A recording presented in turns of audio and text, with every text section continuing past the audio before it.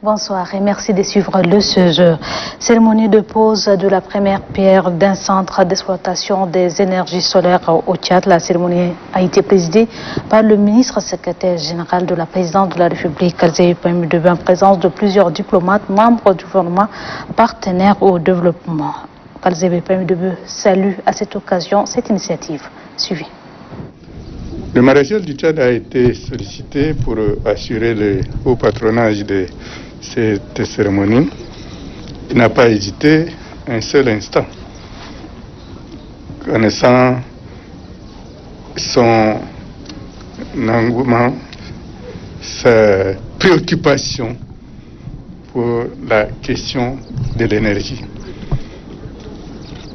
Un jour, en recevant des partenaires, il disait notamment que la priorité pour le Tchad, c'est l'énergie. La première priorité, c'est l'énergie.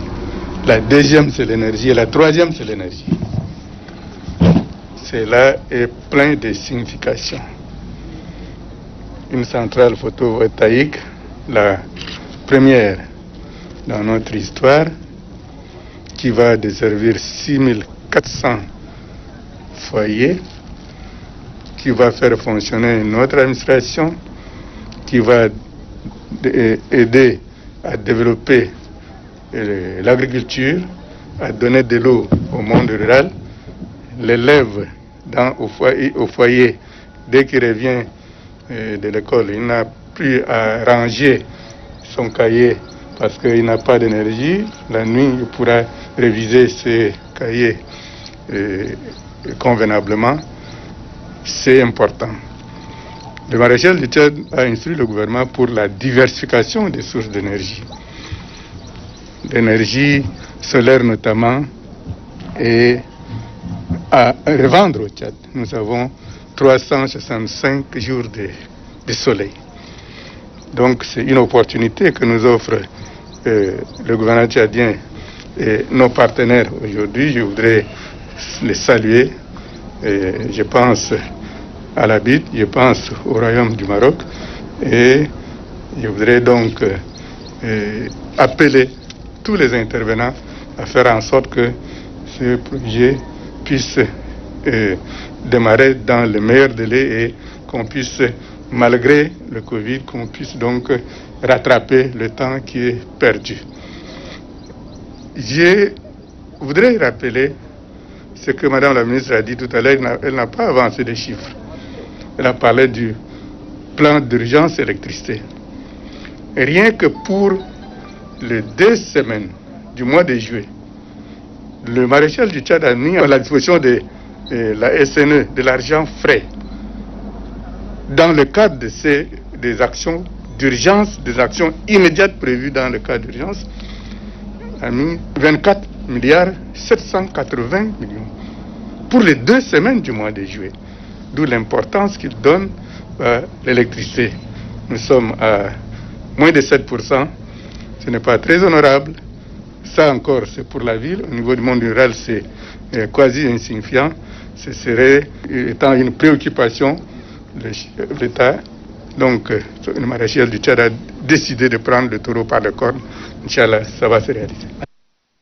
En visite de travail aux Pays-Bas, le président de la CENI, Commission électorale nationale indépendante, accompagné du coordonnateur du bureau permanent des élections, est rentré hier au pays. La délégation est rentrée avec des kits électoraux pour le recensement pilote. Mohamed Mourmoursal.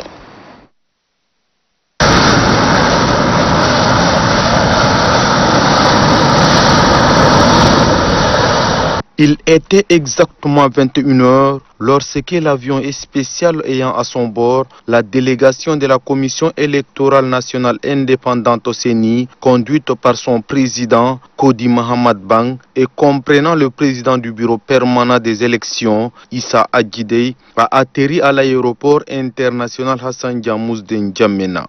L'appareil transporte des kits électoraux en provenance d'Amsterdam aux Pays-Bas. Le séjour du 11 au 21 juillet aux Pays-Bas et en France a permis aux membres de la CENI d'échanger avec les opérateurs sur la qualité des kits des élections, sur l'appel d'offres et sur les tenants et les aboutissants des recensements pilotes. L'objectif principal, c'était d'aller valider les kits à l'embarquement. C'est ce que nous sommes allés faire. Nous avons mis donc à profit le temps qui nous était imparti pour rencontrer nos co-contractants. Nous avons eu à donc travailler ensemble pour nous enquérir de l'état de validité, de fonctionnalité donc de tous les kits. Et ne serait-ce que pour organiser le recensement pilote, nous avons également profité de l'occasion pour aller voir là où on produit les cartes d'électeurs à Paris. Et nous avons porté donc notre choix sur le format et les descriptions donc techniques. Et nous en sommes revenus.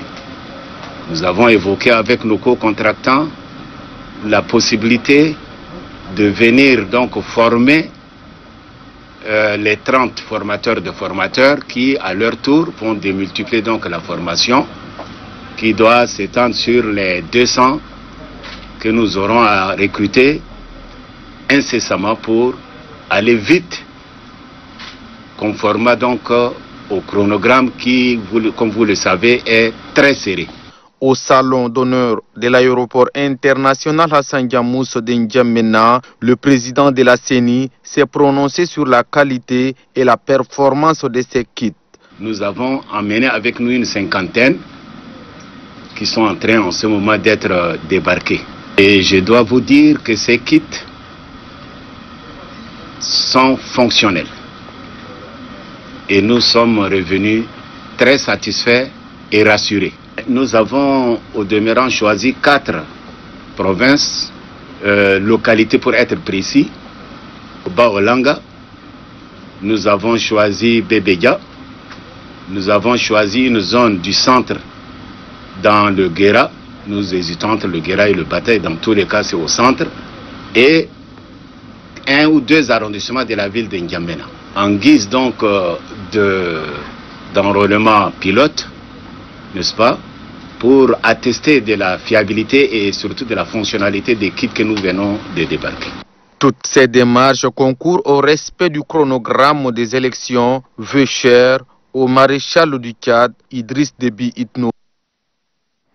La session ordinaire de la Commission nationale pour les établissements supérieurs privés est ouverte. La commission siège pour examiner les demandes de création, d'ouverture et de fonctionnement des établissements privés d'enseignement supérieur. Luc Azinatanjay. La session ordinaire de la Commission nationale pour l'enseignement supérieur privé de l'année en cours se tient plus tôt que prévu comparativement à celle de l'année dernière. Les membres et organes multi-acteurs chargés du contrôle des structures privées d'enseignement supérieur auront à examiner de manière minutieuse les dossiers soumis à leur appréciation. Les travaux de la présente session portent sur l'examen de 29 demandes enregistrées au secrétariat permanent de la CNSP, y compris des dossiers rejetés l'année dernière pour complément d'information, soit 14 demandes d'agrément et d'autorisation de fonctionner, 10 demandes pour l'habilitation des diplômes, des licences et masters notamment, et 5 autres demandes qui sont diverses. Il s'agit notamment des changements de site, changements de dénomination, diverses requêtes introduites. Alors notez bien, sur les 29 dossiers soumis, 24 concernent la ville de N'Djamena, soit 82,7%. Après étude des demandes de création, d'ouverture et de fonctionnement des établissements privés d'enseignement supérieur, la Commission nationale pour l'enseignement supérieur privé donnera des avis motivés au ministre de l'enseignement supérieur, de la recherche et de l'innovation pour la décision finale.